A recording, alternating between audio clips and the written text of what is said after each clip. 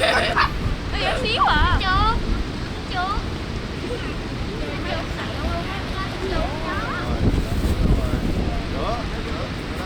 Con không hủy rồi con. Nó chiếu rồi. Mà nó còn là con được đi chợ nữa. Đi đi. Ơi, có khác gì đâu.